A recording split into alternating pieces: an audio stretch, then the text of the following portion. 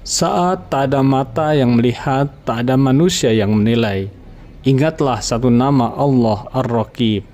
Dialah yang maha mengawasi, bukan hanya langkah kaki kita, tetapi juga niat di dalam dada, bisikan hati dan rahasia terdalam.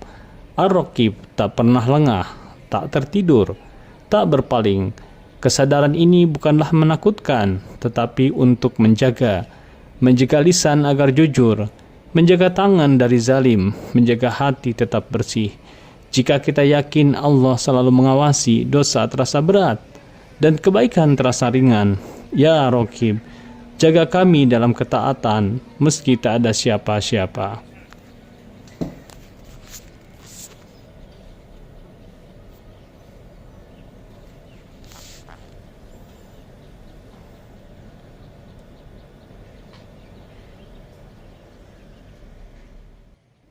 Saat tak ada mata